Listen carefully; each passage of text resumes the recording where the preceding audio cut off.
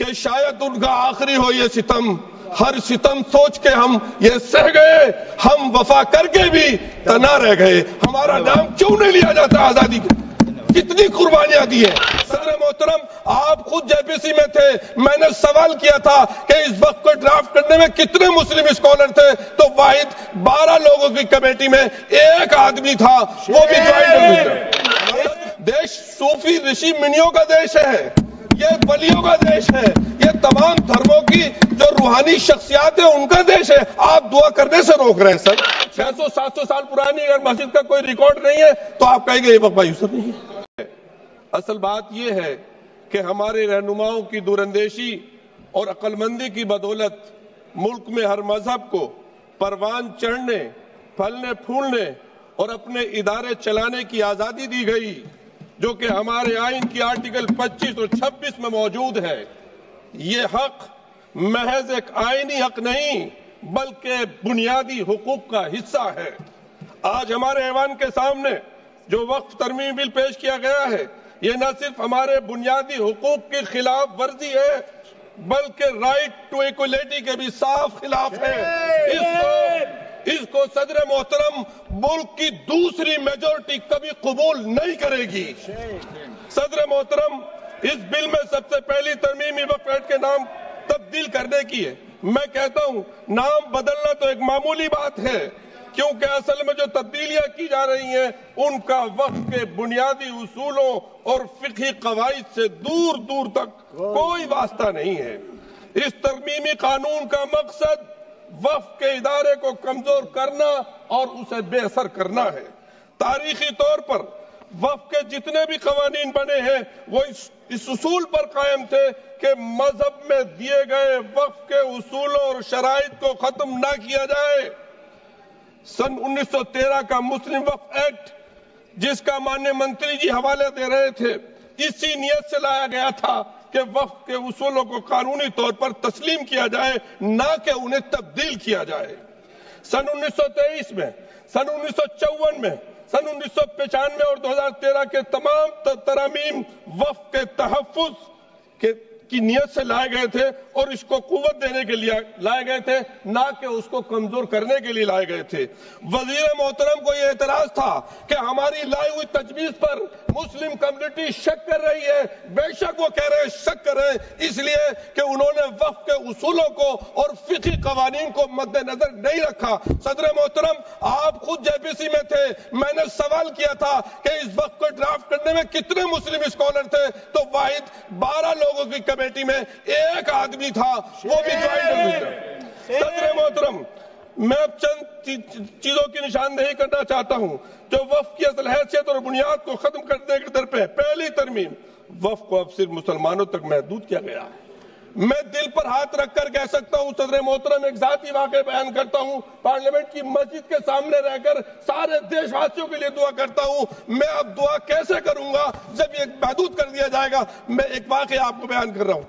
ابھی راجستھان میں گیا، تجارہ کے پاس ایک گاؤں حسن پور ہے، اس شادی میں گیا، اذان کی آواز آئی، میں نے کہا یہاں مسجد کہاں ہے بھائی؟ جب مسجد دیکھی وہ بڑی سندر مسجد تھی، میں نے پوچھا یہ مسجد کیسی ہے؟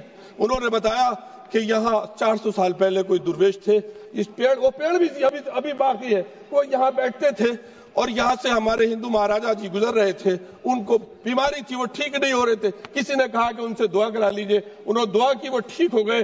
بعد میں جب گئے تو مہاراج نے کہا کہ اپنے لیے دعا کرا کے رہے، تمہارا وارث کوئی نہیں ہے، وہ پھر دوبارہ گئے اور اللہ نے ان کی دعا قبول۔ ہمارے دیش صوفی رشی منیوں کا دیش ہے، یہ ولیوں کا دیش ہے، یہ تمام دھرموں کی جو روحانی شخصیات ہیں ان کا دیش ہے، آپ دعا کرنے سے روک رہے ہیں سر، غیر مسلم کو وقف کرنے سے روک رہے ہیں۔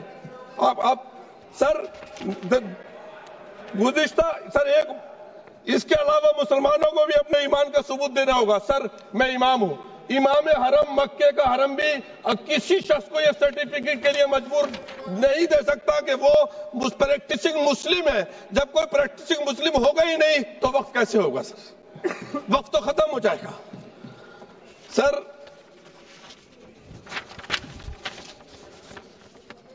وقف بائی یوزر، جس کے مطابق اگر وقف کی دستاویز نہ ہو، ڈاکومنٹس نہ ہو، وقف کرنے والے کی شناخت نہ ہو تو لمبے عرصے سے جاری استعمال کو وقف مانا جاتا ہے۔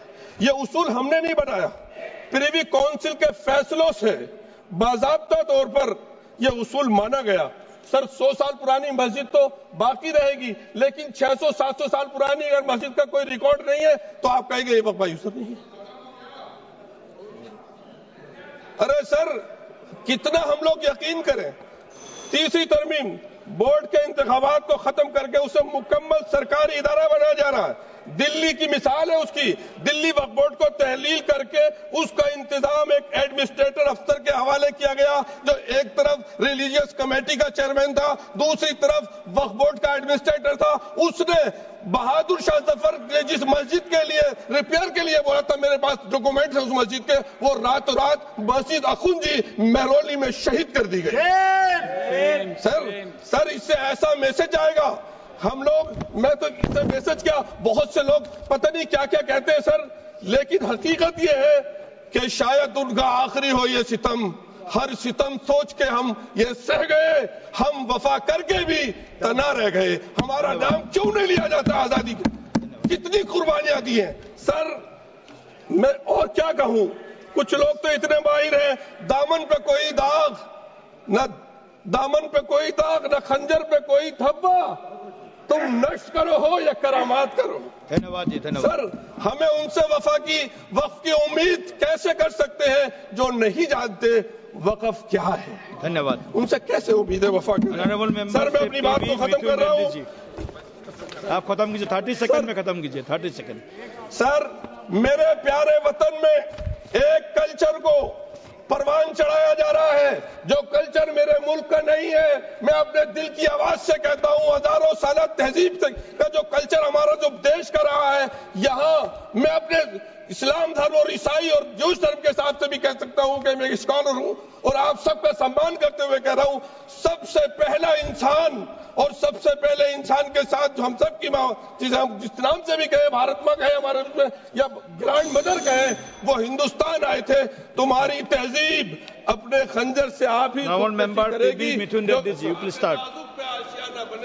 You please start. Thank you, sir.